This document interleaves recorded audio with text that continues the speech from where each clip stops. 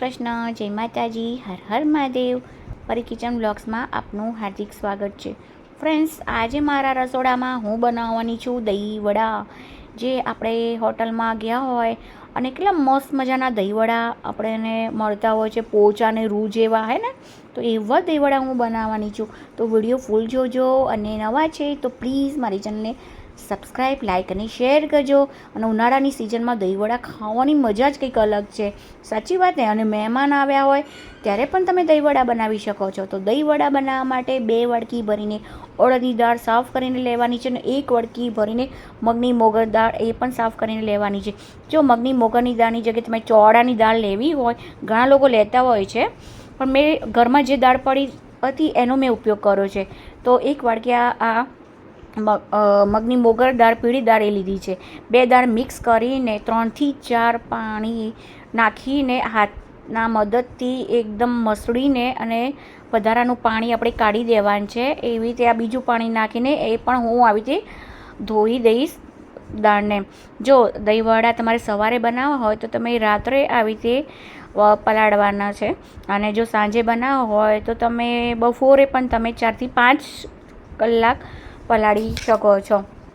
તો મારે સવારે બનાવી હતી એટલે માટે મેં રાત્રે આ તૈયારી કરી છે. તો ચોખ્ખું પાણી નાખીને ડીશ ઢાંકીને મેં મૂકી દીધી છે. હવે સવારે જોઈ શકો છો દાળ ભાગી ગઈ ને, એ પાણી પાછું કાઢી દેવાનું, અને ચોખ્ખું પાણીથી આપણે 2 વખત ધોઈ દેવાનું, કારણ કે ચીકાશ હોય એટલા માટે. એટલે એ પાણી કાઢી દેવાનું ચાળણીમાં નાખીને. હવે મિક્સર જારમાં આ દાળ નાખીને આપણું થોડું ઠંડુ પાણી નાખવાનું, નાનો કપથી થોડું એકદમ, અને મિક્સર જારમાં આપણે ફેરવી દેવાનું અને ખીરું રેડી કરી દેવાનું. જુઓ એકદમ સરસ મજાનું, આ એકદમ દાણો ના રહે એ રીતનું થોડુંક જાડું રાખવાનું આ ખીરું. તો રેડી થઈ ગયું છે. પાણી જરૂર પડે તો નાખવાનું, પણ બહુ પતલું ના થઈ જાય એ વાતનું ખાસ ધ્યાન રાખવાનું. હવે મીઠું અને લીલા મરચાં નાખવાના, અને એક જ ડાયરેક્શનમાં આ ફેરવવાનું છે. 7 મિનિટ સુધી આ ખીરું આપણે ફેરવવાનું, તો જ પોચા બનશે. ઘણા સાજીના ફૂલ નાખે છે તો તમે બેકિંગ સોડા નાખી શકો છો, પણ 7 મિનિટ સુધી ફેરવવાનું, સતત હલાવવાનું, અને 15 મિનિટ માટે ઢાંકીને મૂકી દેવાનું. હવે આપણે ચટણીની તૈયારી કરી દઈએ. તો મિક્સર જારમાં ચટણીની તૈયારી કરવા માટે મેં કોથમીર નાખી છે ધોઈને, અને લીલા મરચાં 2 નંગ નાખ્યા છે, 1 ચમચી ભરીને જીરું, મફળીના દાણા થોડા 10 થી 15 નંગ નાખ્યા છે, મીઠું નાખ્યું છે, લીંબુનો રસ નાખીશું. જો ફુદીના પાન નાખવા હોય તો નાખી શકો છો. ઘણા લોકો ખાંડ ગમતા હોય તો ચમચી નાખી શકો છો. અમારા ઘરમાં જે રીતનું ખવાય એ રીતનું હું આ ચટણી બનાવું છું. અને થોડું મીઠું નાખીને થોડું પાણી 2 થી 3 ચમચી. હવે આપણે ઢાંકી દઈશું અને ફેરવી દઈશું મિક્સર જારમાં. તો તમે જોઈ શકો છો, જો લીંબુનો રસ નાખ્યો એટલે કલર મસ્ત પકડાય ને, એમ તારે મસ્ત મજાની ચટણી, આપણી તીખી ચટણી રેડી થઈ ગઈ છે. હવે આપણે દહીંની તૈયારી કરશું. તો દહીં આપણે આ રાત્રે જ મેં જમાયું હતું.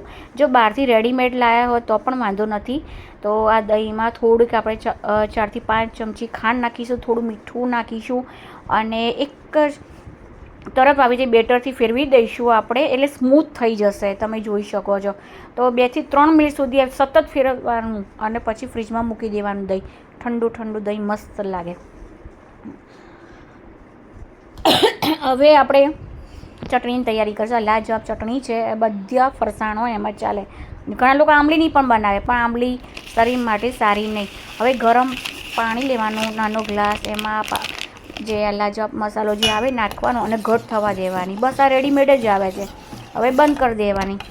જો આંબલી ખજૂરની બનાવી હોય તો પણ તમે બનાવી શકો છો, પણ મારા ઘરમાં જે રીતનું ખવાય એ રીતનું જ હું બનાવું છું હંમેશા. હવે આપણે દહીં વડામાં જે વડા નાખીએ, જે પાણી રેડી કરવાનું છે, તો આ ગરમ પાણી આપણે થોડું નવાયું, બહુ ગરમ નહીં, નવાયું જ કરવાનું. એમાં મીઠું, થોડી ચપટી હિંગ અને કોથમીર નાખીશું. એટલે આપણે જે દહીં વડામાં જે વડા તળીને અંદર નાખવાના છે ને, એટલા માટે. તો એ ગેસ બંધ કરી દઈશું. હવે દહીં વડા હવે આપણે બનાવીશું.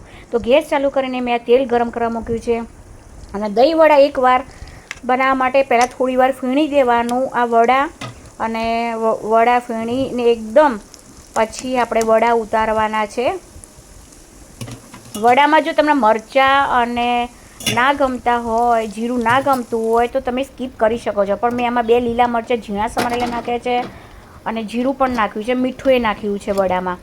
તમને ના ગમતું તમે સ્કીપ કરી શકો છો. તો બધા વડા ગોલ્ડન બ્રાઉન આવી રીતે તળવાના છે. ગેસ ધીમો રાખવાનો છે અને જારાની મદદથી ફેરવતા જવાનું છે. અને આપણે આ રીતના બધા જો તેલ નિતારીને વડા જો કાઢી દીધા ને. હવે ફરી આપણે બનાવ્યા તો તમે જોઈ શકો છો. ફાસ્ટ ગેસ રાખશો તો કાચા રહેશે, બહારથી તમને એમ લાગશે કે થઈ ગયા પણ અંદરથી કાચા રહે. એટલે ગેસ આપણે ધીમો જ રાખવાનો છે અને ફેરવતા જવાનું છે. અને આ રીતના વડા આપણે બનાવવાના, બધા રેડી કરવાના છે. તો બધા રેડી થઈ ગયા છે, તમે જોઈ શકો છો. બહુ સરસ મજાના પોચા બન્યા છે. બાકી હવે જ્યાં પાણી ઠંડુ થઈ જાય એટલે નવાયું જ મેં કર્યું હતું. થોડુંક ઠંડુ થઈ જાય પછી બધા વડા નાખીશું એટલે પોચા થઈ જશે. આ ગરમ પાણી એટલા માટે કે પોચું થાય, પોચા થઈ જાય એટલા માટે. હવે જીરું આપણે ઉપર ભભરાઈએ ને દહીં વડામાં ઉપર એટલે 2 મિનિટ શેકી દેવાનું. આવી રીતે આ વઘાર્યું છે એમાં જીરું મેં શેકી દીધું છે. પછી ઓરસિયા પર કાં તો ખલમાં કાં તો મિક્સર જારમાં આવી રીતે ક્રશ કરી શકો છો. મેં આવી રીતે વણી દીધું છે એટલે કચરું જ મારે રાખવું હતું એટલા માટે. તો આ પણ રેડી થઈ ગયું છે. હવે આપણે દહીં વડા બનાવીએ. તો ચલો ફટાફટ હવે એક બાઉલ લીધું છે. બાઉલમાં હવે પાણી નિતારીને બહુ હલકા હાથે પ્રેસ કરીને એક વડા પહેલાં મૂકીશું. જો જે લોકો નવા છે તો પ્લીઝ મને સપોર્ટ કરજો, સબસ્ક્રાઈબ, લાઈક અને શેર કરજો મારી ચેનલને. હવે આ દહીં ખાટું ના હોવું જોઈએ, મીડિયમ જ હોવું જોઈએ. હવે ઉપર દહીં નાખીશું. અને આપણે ગમે ત્યારે આપણા ઘરે મહેમાન આવ્યા હોય તો પણ તમે બનાવી શકો છો. રવિવારની રજા હોય, કંઈક નવું ખાવાનું મન થતું હોય ત્યારે પણ બનાવી શકો છો. હવે ઉપર દહીં નાખી દીધું છે. હવે આ આપણે કોથમીર મરચાંની જે ચટણી બનાવી હતી એ ઉપર નાખી છે. આ તીખી ચટણી છે એટલે જો તીખું ગમતું હોય તો ચટણી વધારે નાખવાની, કોઈને ગળ્યું ગમતું હોય તો દહીં નાખવાની. હવે આ ખટમીઠી ચટણી છે. હવે લાલ ચટણી નાખીશું. જો આંબલીની ચટણી બનાવી હોય તો તમે નાખી શકો છો. પણ આ લાલ રેડીમેડ લાલ જબ આવે છે, મેં એ ચટણી બનાવી છે. એ તમારા ઉપર ડિપેન્ડ્સ છે. હવે આ જીરું નાખીશું. આપણે અધકચરું જીરું બનાવ્યું હતું ને એ આપણે ઉપર નાખીશું. ચાટ મસાલો નાખીશું, મીઠું નાખીશું, લાલ મરચું તીખું નાખીશું, ઉપર કોથમીર ભભરાવીશું. મીઠું ભભરાયું બધા નાખી દીધું છે મેં મસાલો. જો હવે આપણે દહીં વડા રેડી થઈ ગયા છે.